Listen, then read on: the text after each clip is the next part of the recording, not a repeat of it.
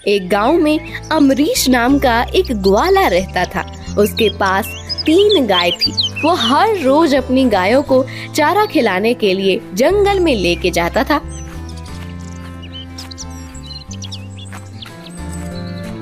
उसकी 2 छोटी जुड़वा बेटी थी जो अभी चलना भी नहीं सीखी थी।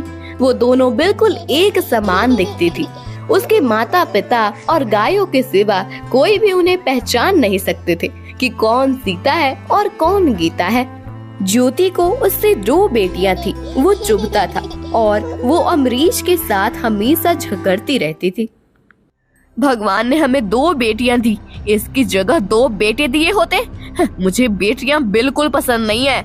आप ही संभालना अपनी बेटियों को। हाँ? क्यों बेचारी नन्ही जान को कोसती रहती हो पूरा दिन? इन बिचारियों ने तुम्हारा क्या बिगाड़ा है? बिगाड़ा है? मेरे सपनों पर पानी फेरा है। मुझे बेटा चाहिए था और आ गई ये दोनों। पूरा दिन मेरा सर खा जाती हैं। आप किसी एक को अपने साथ ले जाओ, मैं दोनों को नहीं रखने वाली। सुना आपने? एक दिन अमरीश की पत्नी को उसके बीमार पिता की खबर पूछने उसके मायके जाना था। सुनते हो, मैं कल गीता को अपने साथ लेकर जाती हूँ। मैं 3 दिन में वापस आ जाऊंगी। हाँ ज्योति, तुम निश्चित होकर जाओ, मैं सब संभाल लूंगा। हाँ हाँ, मुझे सब पता है। आप तो यही चाहते हैं ना कि कब मुझसे छुटकारा मिले। हाँ? अरे तुम हर बात का उल्टा मतलब क्यों निकालती हो? अच्छा, तुम्हें ऐसा लगता है तो बस मत जाओ। तुम तो यही चाहते हो कि मैं पूरा दिन तुम्हारे और तुम्हारी बेटियों के पीछे लगी रहूं, लेकिन मैं जा रही हूँ। हाँ? ठीक है, अपना और गीता का ध्यान रखना। फिर दूसरे दिन ज्योति सुबह जल्दी उठकर अपने सारे काम निपटा के गीता को लेकर अपने मायके जाती है। आज जल्दी से सब काम निपटा के सीता को खाना खिला के तैयार कर देता हूँ और फिर अपनी 3 गायों और सीता को लेकर जंगल में चारा चराने के लिए लेकर जाता हूँ। जंगल में पहुँचने के बाद अमरीश सीता को लेकर एक पेड़ के नीचे बैठता है और अपनी गायों को चारा खाने के लिए छोड़ देता है। अमरीश सुबह जल्दी उठा था और वहाँ पेड़ के नीचे ठंडी हवा आ रही थी तो अमरीश की आंख लग गई। इतने में सीता खेलते खेलते काफी दूर निकल गई और गाय ने देखा तो अमरीश सो रहा था और सीता दूर जा रही थी।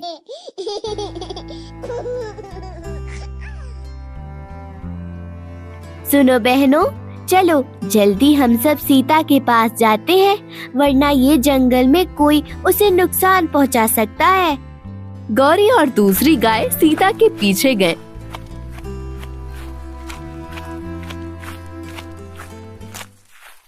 तो उन्होंने देखा एक बड़ा भयानक सा राक्षस सीता के पास खड़ा था और बोला, अरे वाह, क्या बात है!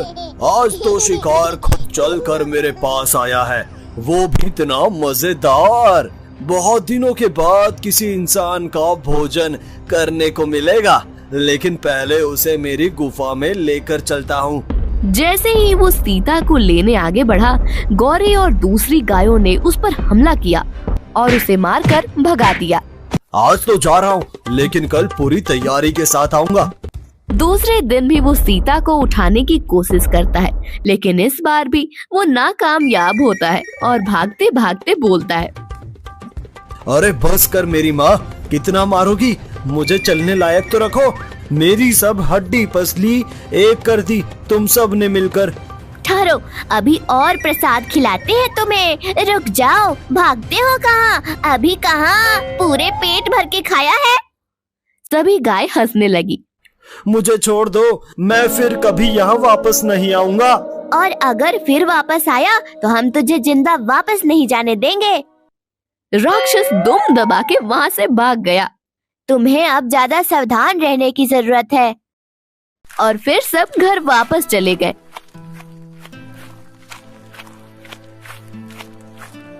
दूसरे दिन सुबह अमरीश सीता को लेकर गायों को चारा खिलाने लेकर गया।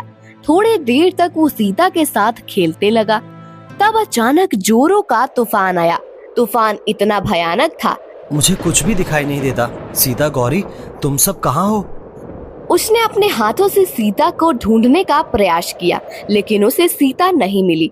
तूफान काफी देर तक रहा और जब वो थोड़ा कम हुआ तो अम्बरीश ने देखा। अरे मेरी बच्ची सीता कहाँ गई? और गौरी और दूसरी गाय भी नहीं दिख रही। सब कहाँ चले गए? हे भगवान, सबकी रक्षा करना। अम्बरीश ने घंटों तक आसपास सभी जगह देखा, लेकिन उसे कुछ पता नहीं चला। वो निराश होकर घर वापस आया। उसने देखा तो उसकी 2 गाय वापस आ गई थी, लेकिन गौरी और उसकी बेटी सीता नहीं थी। आ गई मेरी गैया, लेकिन तुम्हारे साथ गौरी और सीता नहीं आई? नहीं, हम तो बड़ी मुश्किल से यहाँ तक आए। हम भी कब से वो ही सोच के दुखी हो रहे हैं कि वो दोनों कहाँ होंगे। उस तरफ ज्योति अपने मायके से आते समय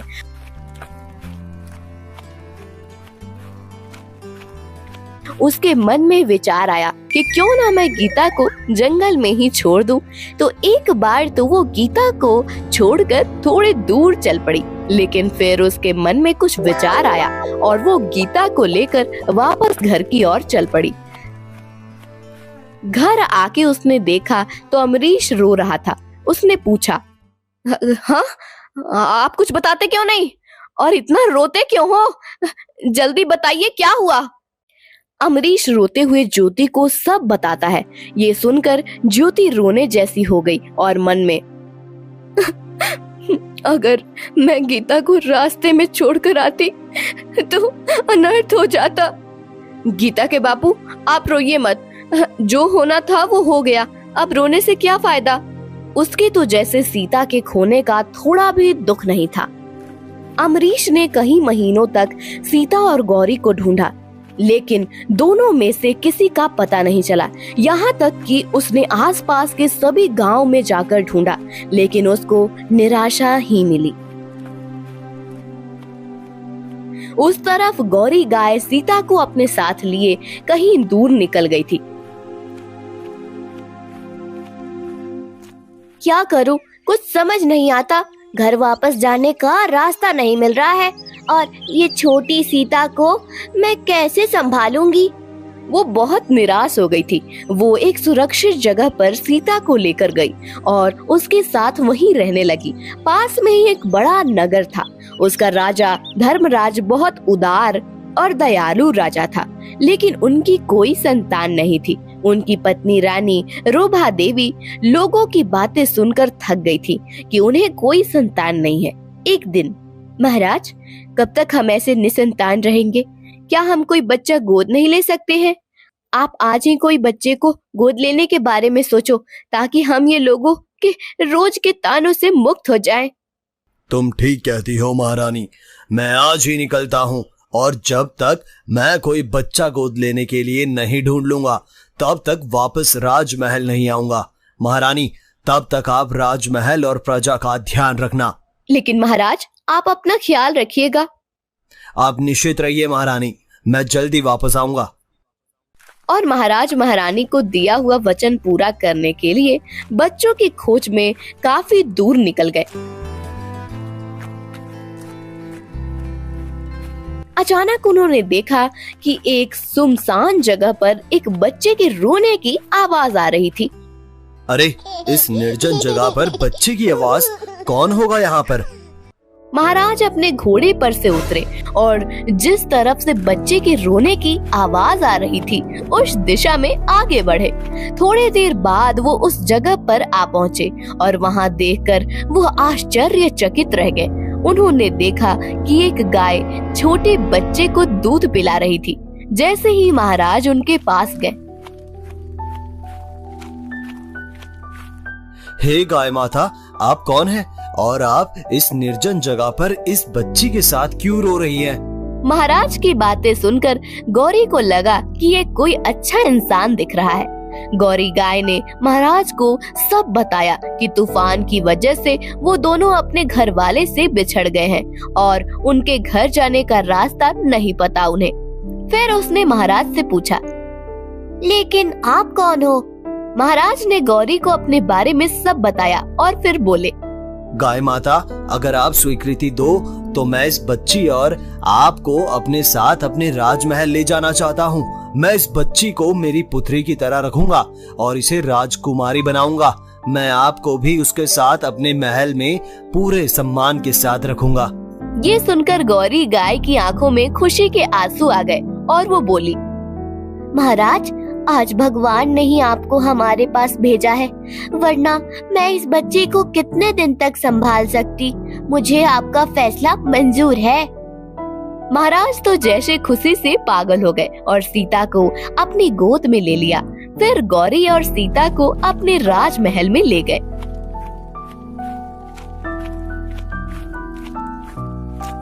जब वो राजमहल के पास पहुँचे, महारानी ज्योति उनकी राह देख रही जो रूखे में खड़ी थी। जैसे ही उन्होंने महाराज को आते देखा, वो दौड़ के आई। महाराज, आप आ गए और आपके साथ ये बच्चा और गाय माता, आप जल्दी से बताइए ना। अरे महारानी, थोड़ा सब्र कीजिए, मैं सब बताता हूँ। फिर उन्होंने सिपाहियों को बुलाया और गौरी गाय को महल में रहने का और खाने पीने का इंतजाम करने का आदेश दिया और कहा, सिपाहियों, ये गाय माता आज से हमारे परिवार का सदस्य है और उनका खास ध्यान रखा जाए। फिर वो सीता को लेकर महारानी के साथ अपने कमरे में आए और बोले, महारानी, लो, ये तुम्हारी पुत्री सीता, आज से ये बच्ची हमारी है। मैंने तुम्हें वचन दिया था ना, तो समझो भगवान ने ही इसे हमारे पास भेज दिया। लेकिन महाराज, ये बच्ची आपको कहाँ मिली? महाराज ने महारानी को बताया कि कैसे उस निर्जन जगह पर उन्हें वो बच्ची और गाय माता मिली। देखते ही देखते सीता बड़ी हो गई और आसपास के सभी राज्यों में उसके सुंदरता के चर्चे होने लगे। सीता जितनी सुंदर थी, उतनी संस्कारी और दयालु थी। वे हर रोज गौरी गाय को मिलने जाती थी और उसे घास खिलाती थी। अरे राजकुमारी कितनी संस्कारी है, वो अपने माता पिता के साथ पूरे राज्य के बारे में सोचती है। हाँ भाई, सही बात है तुम्हारी। हर हफ्ते वो राज्य की सैर करने जाती है और सबका हाल चाल पूछती है। किसी को कोई भी तकलीफ हो तो तुरंत उनकी मदद भी करती है। हम नसीब वाले हैं कि हमें ऐसी राजकुमारी मिली। माता, ये लो, आज मैं आपके लिए खास लड्डू लेकर आई हूँ। जीती रहो मेरी बच्ची, तुम मेरा कितना ख्याल रखती हो। भगवान तुम्हें संसार की सारी खुशियाँ दे। ऐसा बोलकर गौरी गाय सोच में पड़ गई। पता नहीं अमरीश और ज्योति का इसके बिना क्या हाल हुआ होगा। गीता भी इतनी बड़ी हो गई होगी। भगवान जाने बेटी सीता अपने असली माता पिता और बहन को कभी मिल पाएगी या नहीं। चलो मैया, मैं चलती हूँ नगर भ्रमण करने। बेटी, आज मेरा भी घूमने का मन हुआ है। बहुत दिनों से हरे भरे खेत देखने की इच्छा हो रही है। तुम मुझे भी अपने साथ ले चलो। ठीक है मैया, चलो। और वो अपने खास घोड़े पर बैठकर गौरी गाय को अपने साथ लेकर चलती है। चलते चलते वो बहुत दूर एक जंगल के पास आ पहुंचते हैं। ये देखकर गौरी गाय बहुत खुश हो गई। कितनी सुंदर जगह है ये। मैं थोड़ी देर में आती हूँ बेटी, तुम मेरा यही इंतजार करना। हाँ मैया, लेकिन आप जल्दी आना। मैं यहाँ पेड़ के नीचे थोड़ी देर आराम करती हूँ।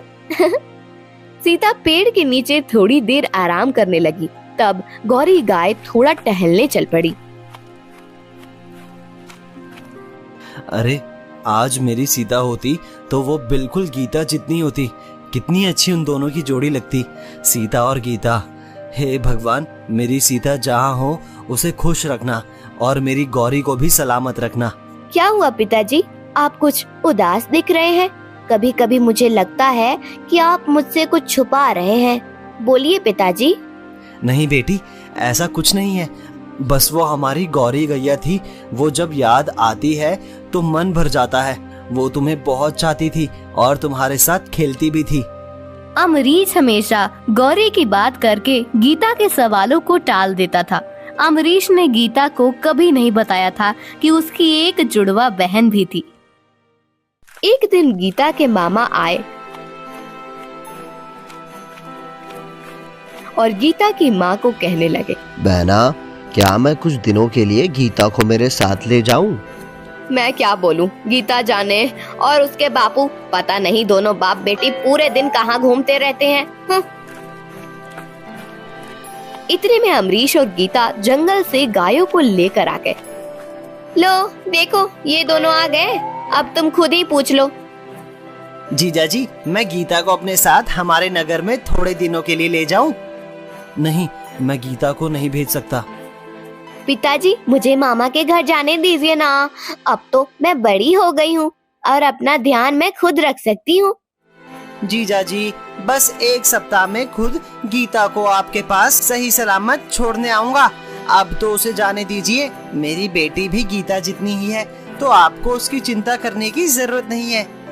ठीक है, जाओ गीता बेटी, लेकिन अपना ख्याल रखना और अकेले कहीं नहीं जाना। सुबह से चलते चलते गीता और उसके मामा जब जंगल के रास्ते पहुँचे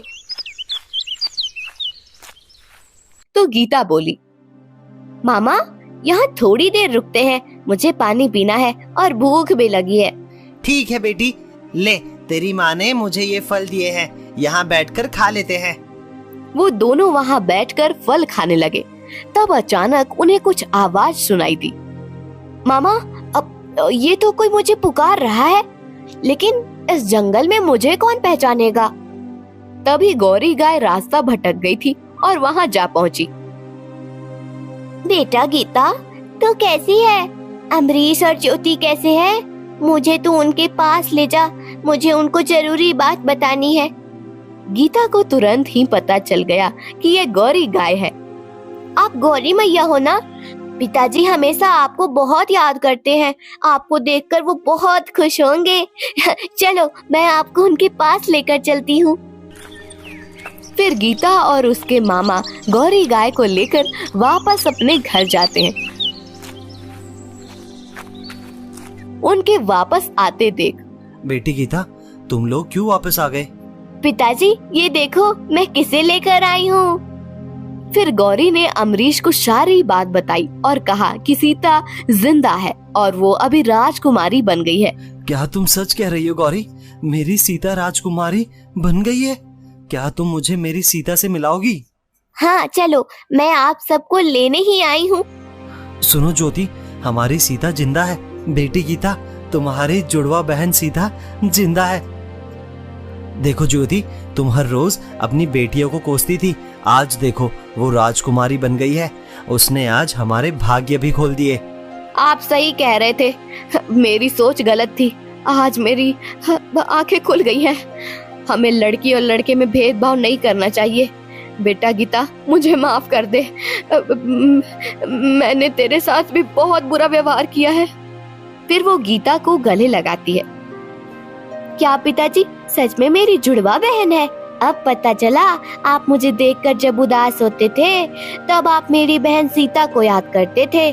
पिताजी, मुझे भी मेरी बहन को मिलना है, आप मुझे भी अपने साथ ले चलो।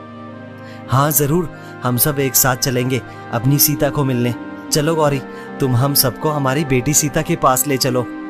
वहाँ सीता काफी देर तक गौरी मैया की रात देखकर उसे आसपास ढूंढने लगी। अरे ये गौरी मैया कहाँ चली गई? रात होने को आई, लगता है वो शायद वापस राजमहल चली गई होगी। मैं जाकर पता लगाती हूँ। सीता ने राजमहल आकर देखा तो गौरी मैया नहीं थी। उसने सिपाहियों को उन्हें ढूंढने का आदेश दिया। इस तरफ गौरी गाय अमरीश, ज्योति और गीता को महाराजा धर्मराज और सीता से मिलवाने के लिए निकलती है। रास्ते में वो लोग जंगल से गुजर रहे होते हैं तो थोड़ी देर आराम करने के लिए रुकते हैं।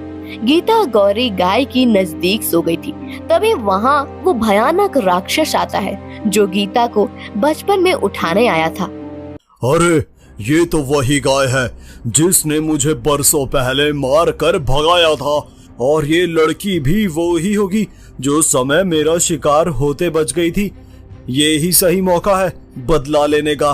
राक्षस गीता को देखकर उस पे मोहित हो गया और बोला, ये कन्या बहुत सुंदर है, मैं उससे शादी कर लूंगा। मैं उसे चुपचाप उठा के ले जाता हूँ। ऐसा कहकर वो राक्षस चुपचाप गीता को वहाँ से उठाकर ले जाता है। थोड़े दूर जाने के बाद गीता की आंख खुली तो वो राक्षस को देखकर बहुत डर जाती है और जोरों से बचाओ बचाओ चिल्लाने लगती है। तभी एक राजकुमार वहाँ से जा रहा था। उसने गीता की आवाज सुनी और वो वहां आ पहुंचा। बचाओ, मेरी मदद करो, मुझे इस राक्षस से छुड़ाइए। अरे ये तो राजकुमारी सीता है, लेकिन राजकुमारी ऐसे कपड़ों में यहाँ क्या कर रही है?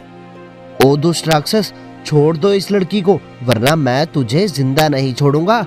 ओ बालक, तू मुझे क्या मारेगा? अच्छा होगा अगर तुम यहाँ से चले जाओ। मैं इस कन्या से शादी करना चाहता हूँ और मैं किसी भी कीमत पर उसे नहीं छोड़ूंगा। फिर राजकुमार और राक्षस के बीच भयानक युद्ध होता है। वो राक्षस राजकुमार को मारने जा रहा था, तब पीछे से अचानक एक तीर आया और राक्षस को वहीं पर ढेर कर दिया। राजकुमार ने देखा तो राजकुमारी सीता ने उसकी जान बचाई। उसका सर जैसे चकरा रहा था। थोड़ी देर गीता तो थोड़ी देर सीता के सामने स्तंभ होकर देख रहा था। सीता और गीता की नजर एक दूसरे पर पड़ी और वो दोनों भी एक दूसरे को देखते ही रह गए।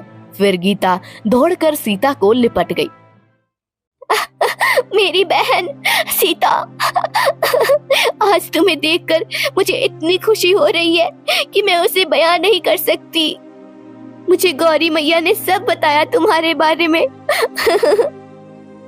ये तुम क्या कह रही हो? मुझे तो यकीन ही नहीं हो रहा है कि मेरा भी जुड़वा बहन है। इतनी देर में अमरीश, ज्योति और गौरी गाय गीता को ढूंढते हुए वहां आ पहुँचे। गीता, तुम ठीक हो ना मेरी बच्ची? हाँ पिताजी, मैं ठीक हूँ। और ये देखो, हमारी सीता, उसने इस दुष्ट राक्षस को मार दिया। सीता बेटी, मेरी बच्ची, भगवान का लाख लाख धन्यवाद कि तुम सही सलामत हो। लेकिन मेरे माता पिता ने कभी भी मुझे ये बात नहीं बताई। सीता बेटा, चलो हम सब राजमहल चलते हैं और वहीं पर सारी बात करते हैं। फिर वो सभी लोग राजमहल जाते हैं। राजमहल में सीता और गीता एक साथ आगे चलते हैं तो सब लोग इन्हें देखकर हैरान हो जाते हैं। अरे देखो, ये राजकुमारी सीता के साथ उनकी हमशक्ल कौन है और ये सब लोग कौन है? मुझे भी ये सब सपने जैसा लग रहा है। राजकुमारी ने सिपाही को इशारों से सबको अंदर आने देने के लिए बोला। जैसे ही सब लोग महाराज के दरबार में पहुंचते हैं, सब लोग सीता और गीता को देखकर हैरान हो जाते हैं। बेटी सीता, ये तुम्हारे साथ कौन है? महाराज, ये सीता की जुड़वा बहन गीता है और ये उनके माता पिता हैं। महाराज और महारानी पहले तो ये सोच के दुखी हो जाते हैं कि वो कहीं सीता को वापस ना ले जाएं, लेकिन बाद में महाराज उनके स्वागत के लिए जाते हैं और अमरीश को गले लगाते हुए। महाशय, मैं आपका धन्यवाद करता हूँ और आपसे माफी भी मांगता हूँ। हमने आपको ढूंढने की बहुत कोशिश की, लेकिन जब आप नहीं मिले तो सीता को हमारी बेटी बनाकर हमारे साथ रखा। आप गौरी मैया से पूछ सकते हैं। महाराज, आप मुझे शर्मिंदा कर रहे हैं। भला मैं आप पर शक कैसे कर सकता हूँ? आपने तो इतना नेक कार्य किया है। मुझे गौरी ने सब बताया। मैं आपका जितना धन्यवाद करूँ इतना कम है। पिताजी, मैं आपसे नाराज हूँ। आपने कभी मुझे ये सब बातें नहीं बताई। बेटा, मैं तुम्हें सब बताने वाला था, लेकिन गौरी मैया ने कहा कि जब सही वक्त आएगा तब हम तुम्हें सब बता देंगे। महाराज, हम आपसे सीता वापस लेने नहीं आए हैं। हम तो बस हमारी खोई हुई बेटी को देखने और मिलने आए हैं। मुझे पता है एक बेटी से बिछड़ने का दुख क्या होता है और मैं आपको ये दुख नहीं देना चाहता। बाबूजी, आप कितने अच्छे हो। मैं बहुत भाग्यशाली हूँ कि मुझे आप दोनों जैसे पिता मिले जो अपनी बेटी को इतना प्यार करते हैं। पिताजी, क्या हम इन सबको अपने महल में रहने दे तो कितना अच्छा होगा। मुझे मेरी बहन और माता पिता से अलग भी नहीं होना पड़ेगा और आपको भी दूसरी बेटी मिल जाएगी। महाराज और सब लोग हंसने लगे और महाराज ने सीता और गीता को अपने गले लगाकर बोला, आज मैं पूरे राज्य में ये घोषणा करता हूँ कि अब मेरी एक नहीं 2 बेटियां हैं और दोनों बेटी सीता और गीता का ब्याह मैं धूमधाम से करूंगा। लेकिन महाराज, आप फिक्र ना करें, हम दोनों साथ बैठकर अपनी बेटियों का कन्यादान करेंगे। लेकिन मेरी गीता तो राजकुमारी नहीं है, तो उसके लिए योग्य युवक हमें ढूंढना पड़ेगा। बाबूजी, आप फिक्र ना करें, मेरा जुड़वा भाई है, वो आपकी गीता से शादी करेगा। अमरीश, ज्योति और गीता को तो ये सब एक सपना जैसा लग रहा था। गीता, हम दोनों बचपन में एक दूसरे से बिछड़ गए।